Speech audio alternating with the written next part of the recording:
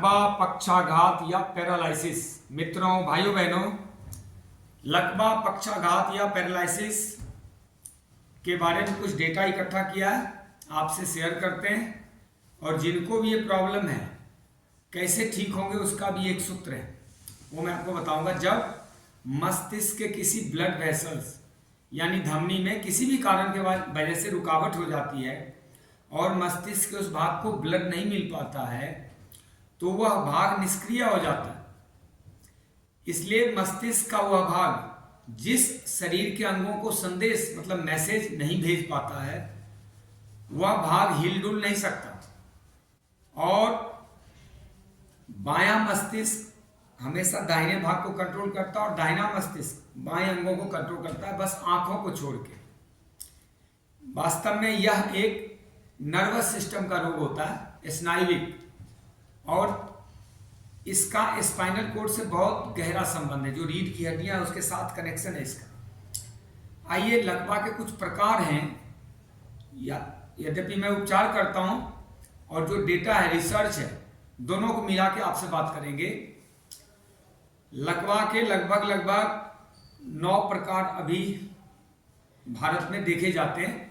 एक प्रकार है, उसको हेमीप्लेजिया कहते हैं, यानी आधे अंग का लकवा। ऐसे तो आधे अंग का लकवा आप समझ जाते हैं। इसमें किसी भी शरीर के दाहिने या बाएं कोई एक हिस्से में लगता है, अर्धांग लकवा कहते हैं। दूसरा है निम्नांग का लकवा, यानी पैराप्लेजिया कहते हैं इसको। मतलब शरीर के निचले भाग यानी कमर कटी प्रदेश से नीचे के किसी भाग में या उंगलियों में या उंगलियों तक ये लकवा लग सकता है। खासकर ये कटी प्रदेश से पैरों के भाग में कहीं ना कहीं डिफेक्ट होता है, झुनझुनी सी आती है या फिर उंगलियां जो है सुन्न हो जाती है, लगातार काम नहीं करती, भोथरी हो जाती है, खून सप्लाई नहीं होता। तीसरा है मोनोप्लेजिया कहते हैं उसको, एक अंग, किसी एक अंग का लकवा लगता है। इसी में कोई एक हाथ या एक पैर या कोई एक अंग बेकार हो जाता है, बेकारी हो जाता है लगभग। चौथा है पूर्णांग, मतलब इसको कहते हैं क्वाड्रिप्लेजिया हुआ, डिप्लेजिया।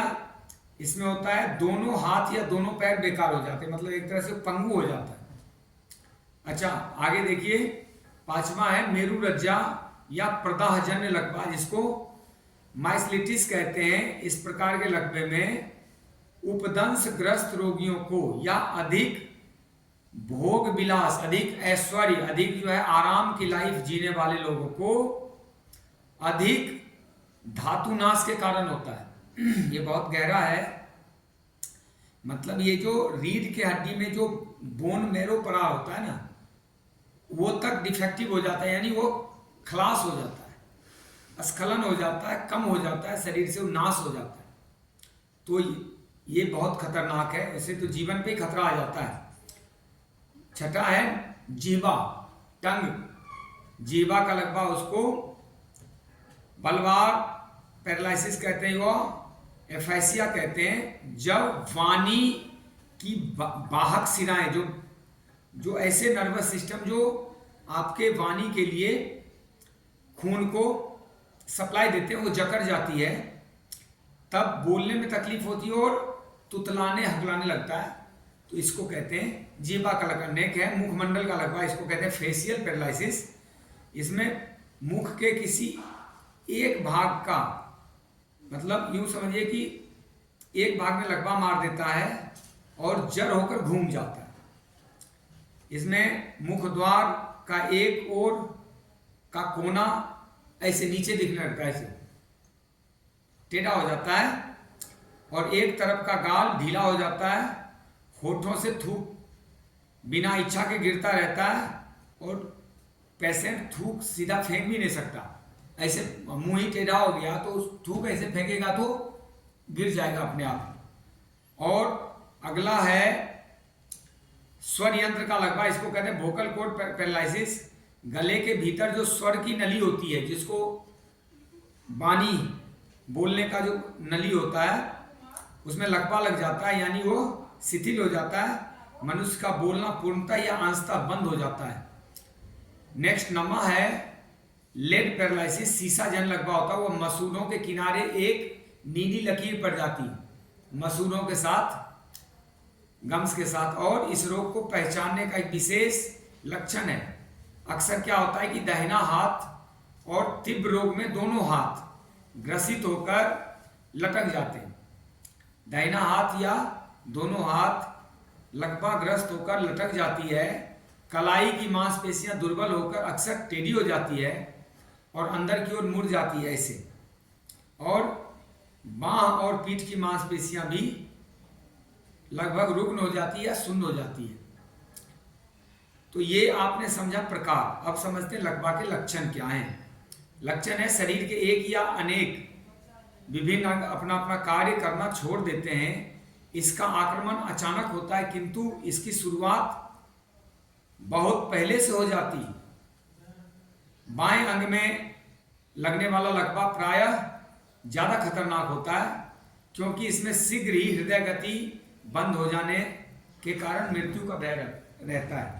बाएं साइड का लकवा यानी बाएं तरफ हृदय है, हार्ट है, तो हार्ट को इफेक्ट करता है, डिफेक्ट करता है। इसमें मृत्यु के खतरे होते हैं, यानी प्राणी समाप्त हो सकता है। एक चुटकी काटने से लकवा के रोगी को आभास हो जाए तो उसे मामूली चिकित्सा से ही लाभ हो सकता है। मतलब किसी अंग में लकवा लग गया और इसको ऐसे काटने से या कोई कील चुभाने से या उसको ऐसे मारने से उसको आभास हो जाए तो यह समझ लेना चाहिए कि जल्दी ठीक हो जाएगा, और यदि आभास नहीं होता तो फिर दिक्कत है। अब आगे समझते हैं लकवा लगने के पहले के लक्षण क्या हैं, और क्यूरेबल जो ठीक होने लायक लकवा उसका क्या लक्षण है, और असाध्य जो अनक्यूरेबल उसका, तीनों समझ लेते हैं। लकवा लगने से पहले का लक्षण है शरीर का कोई भी भाग झनझनाने लगता है और उसमें खुजलाहट होने लगती है। जिस तरफ का लकवा लगना होता है उस तरफ नाक विशेष रूप से खुजलाती है। कभी बायां, जिसको नाक विशेष रूप से खुजलाए लगातार कई दिनों तक, समझ जाना चाहिए कि बाएं अंग में दिक्कत होने वाली है। और इसी प्रकार जिस अंग पर लकवा लगना होता है उस अंग के स्नायु शिथिल पड़ जाते हैं और उसमें शून्यता आ जाती है, मतलब शून्य हो जाता है, सेंसलेस हो जाता है। और ये पहले के लक्षण बता रहा हूं, मन में उत्साह नहीं रहता, काम करने में रुचि नहीं होती, भूख, नींद और जो शक्ति होती, बल, धातु, ये सब कम हो जाता है, छीन हो जाती है। अब इसी प्रकार देखिए क्योरेबल जो साध्य लकवा, उसके क्या लक्षण है, जो ठीक हो जाता है। वो रोग नया हो और उसका हमला साधारण हो तो ठीक हो जाता है। इसी प्रकार रोगी कम उम्र का हो और उसकी जीवनी शक्ति प्रबल हो, बची हुई हो, उसमें धातु हो, पौष्टिकता हो, अंदर बोन मैरो हेल्थ हो, इम्यूनिटी हो, लकवा के साथ अन्य कोई और रोग ना हो, पाचन शक्ति अच्छी हो, रोग होने पर भी इफेक्टिव पार्ट का रंग ठीक है और पहले की अपेक्षा दुबला या मोटा ना लगे, तो ऐसा जो अनक्यूरेबल लकवा है यानी असाध्य, जो ठीक ही नहीं हो सकता, उसका उपचार कराना व्यर्थ है, पैसे फूकना बेकार है, कोई और उसके ऊपर अपना समय शक्ति नष्ट करना बेकार है। देखिए गर्भवती स्त्री, प्रसूता यानी नवजात बच्चा, बालक, बूढ़े, यदि अत्यंत क्षीण हो, पहले से ही शक्ति कम हो उनकी, तो वहां पे असाध्य माना जाना चाहिए। अंगों का रंग बिल्कुल बदल गया हो, जो नेचुरल कलर है वो नहीं हो, और बहुत दुबले या बहुत छोटे हो गए, सूख गया हो अंग, तो ठीक नहीं होता है। मांसपेशियां के बहुत अधिक टूट जाने के कारण अगर रोग हुआ है तो भी ठीक नहीं होता है। सुई चुभोने या नोचने आदि से रोगी को कुछ महसूस ना हो, ऐसे खुरचने से, सुई चुभोने से, चुटकी काटने से ठीक कुछ ना आभास हो, तो समझ जाना चाहिए कि ये ठीक होना मुश्किल है। रोगी में ज्ञान शक्ति और क्रिया शक्ति दोनों का अभाव हो गया हो तो मानना चाहिए कि ये लकवा ठीक नहीं होगा। मुंह, नाक और आंख से लगातार स्राव चल रहा हो, मुख से लार वगैरह चल रहा हो, नाक से गंदगी निकल रही हो आंखों से, तो मुश्किल होता है ठीक होना। गले में पानी ना उतरता हो और आंखें जड़ हो गई हो, आंखें घूमती ना हो, पुतलियां मूवमेंट नहीं करती हो, तो भी ये दिक्कत हो जाती है। देखने, सुनने और स्पर्श करने की शक्ति नष्ट हो गई हो, रोगी को अन्य और कोई रोग ना हो। ये तो हो गई जो असाध्य है। इसमें भी कुछ ऐसा है कि जैसे कमर के नीचे एक भाग का लकवा लगता है, तो इसमें ये मैंने जो अभी तक अनुभव प्राप्त किया उसमें जो लोग प्रोटीन डाइट अपने 40-45 उम्र में ही बहुत कम लेते हैं उनको ये दिक्कत हो सकती है। तो प्रोटीन डाइट अधिक नहीं लेना है, अधिक लेने से भी दिक्कत होगी। प्रोटीन वाली डाइट कम लेना, खासकर अंकुरित वगैरह कोई ना कोई अंकुरित लेते रहना चाहिए। सप्ताह में 2-3 दिन तो लेना ही चाहिए एक्स्ट्रा, मतलब अंकुरित वाला प्रोटीन, तो इसके खतरे कम रहते हैं। आगे बढ़ते, इसका कारण क्या है? देखिए, कारण तो गलत जीवन पद्धति है, गलत आहार विहार या अप्राकृतिक जीवन शैली, unnatural life style. Modern life style जो जीते हैं उनको अकस्मात कोई घटना हो गया हो और अत्यंत हर्ष या अत्यंत विषाद, यानी बहुत खुशी या बहुत दुख इसमें होता है। अत्यधिक विषय भोग, अत्यधिक धातुनाश, अत्यधिक मानसिक का काम करना, रात रात को देर रात तक दिन रात मेहनत करना।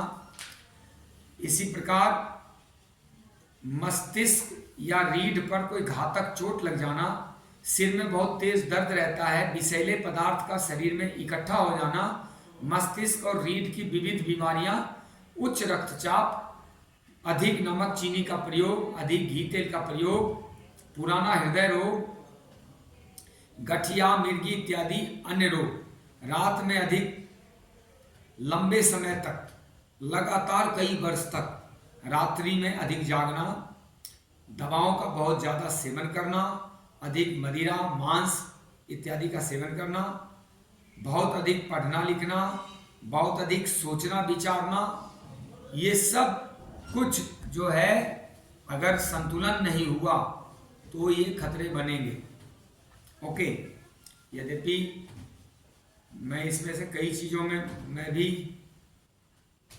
एडिक्टेड हूँ, जैसे रात को पढ़ता हूँ देर देर तक, लेकिन अब कब कर दूँगा, अभी तक दिक्कत नहीं हुई, आगे हो सकती है। तो इस खतरे को कम करेंगे। आज से ही मैं प्रण लेता हूँ कि रात का जागरण 1 घंटे कम से कम मैं और कम करूँगा और सुबह जल्दी उठ के वो काम निपटाऊँगा। तो आप लोग भी रात्रि जागरण पे ध्यान दें, कई रोगों का कारक बनता है ये, और अत्यधिक पढ़ना लिखना ये मैं करता हूँ। कई रात लगातार किताबों के पीछे पड़ जाना या कोई यूट्यूब के माध्यम से ज्ञान प्राप्ति की एक जो जिज्ञासा होती है, एक जो जिज्ञासा होती है, बहुत ज़्यादा रहा है बचपन से, तो इसके लिए मैं करता हूँ, ये गड़बड़ ठीक करूँगा। अब देखिए उपचार समझा देते हैं आपको। लगातार नींबू पानी का अनीमा, रोगी को प्रतिदिन पसीना लाने का प्रयास करना, नेचुरोपैथी तो बहुत जरूरी है।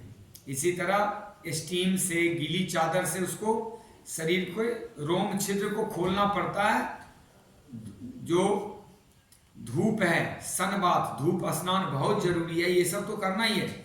लगातार प्राण की साधना, प्राणायाम, यदि दाहिने भाग में लकवा लगा हुआ है तो बाएं नाक से लगातार सांस भर के दाहिने से छोड़ना, और अगर बाईं तरफ लगा है तो दाहिने नाक से सांस भर के छोड़ना। मैं तो 30-30 वर्ष की उम्र में लकवा लगते हुए देख रहा हूँ, बहुत खतरनाक स्थिति आ गई है।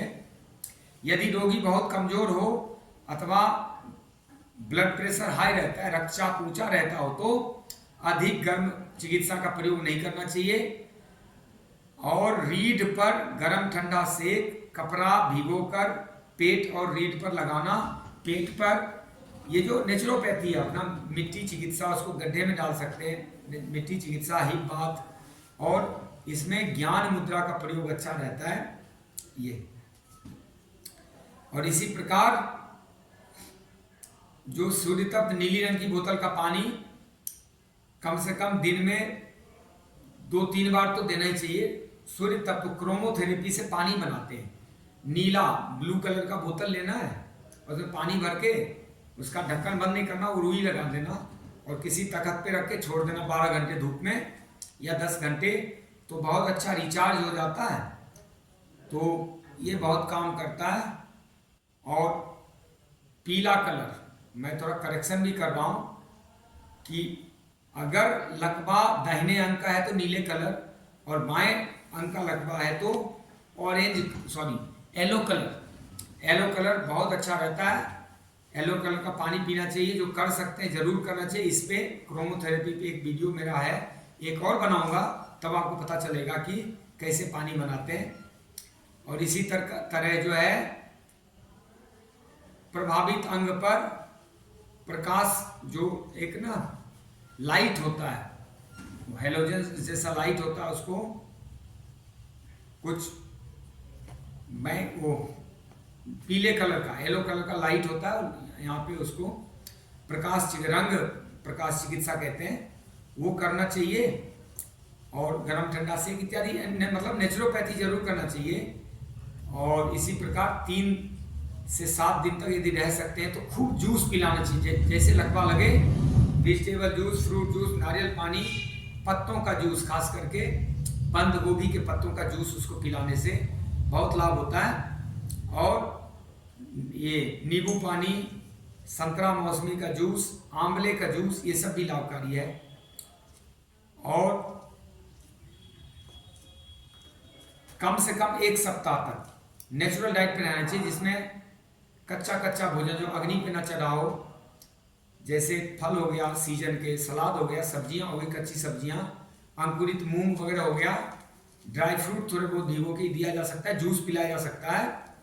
खास करके सेब, अंगूर, नाशपाती, ये सब बहुत बेजोड़ रहता है। सेब, अंगूर और नाशपाती बराबर मात्रा में लेके इसका रस निकाल लें और उसको खाली पेट अगर पिलाएं तो बहुत लाभ करता है। गेहूं के जवारे का रस बहुत अच्छा है। उसके बाद कम से कम और 15 दिन, 7 दिन जूस पे रहना, 7 दिन नेचुरल डाइट पे रहना, और 15 दिन 1 कटोरी सब्जी, सलाद दोपहर में, सुबह शाम फल, ऐसा करके रहें तो बहुत जबरदस्त लाभ हो सकता है। और जूस डेली 3 से 4 गिलास जूस पीना चाहिए। प्रतिदिन अंजीर भिगोकर उसका पानी पिए, किशमिश भिगो के पानी पी सकते हैं। जल तो पर्याप्त मात्रा में चाहिए ही। इसके अलावा जब तक पूरी तरह आराम ना हो जाए, वो ठंडा पानी ना पिए, बर्फ का पानी ना पिए, फ्रिज का कोई सामान यूज ना किए, ठंडे पानी से स्नान भी नहीं करना चाहिए। रोगी का जो निवास स्थान जहाँ रहता है वो गर्म और गुनगुना रखा जाना चाहिए। सूखा घर्षण और सूखी मालिश लकवा रोगी के लिए बहुत लाभकारी है। और मालिश धीरे धीरे करना चाहिए, ऊपर से नीचे की ओर, ये जरूरी है। संपूर्ण मानसिक और शारीरिक आराम बहुत जरूरी है। इसके कारण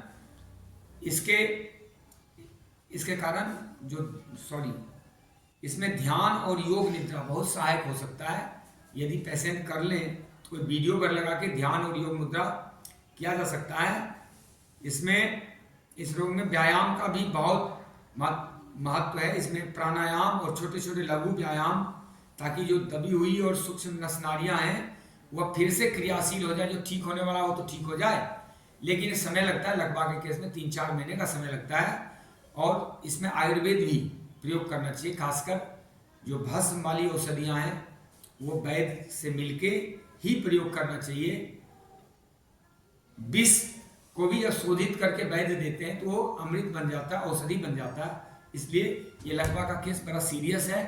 और आजकल 50 के बाद तो बहुत खतरे हैं, कभी भी हो सकता है। जिस ढंग का खान पान और जीवनचर्या है तो आप लकवा से बचें। और अगर हो जाए तो इमीडिएट नेचुरोपैथी, योग, आयुर्वेद और आहार प्रणाली जो नेचुरल डाइट, उसके संपर्क में आए और आपका कल्याण हो। जय श्री राम।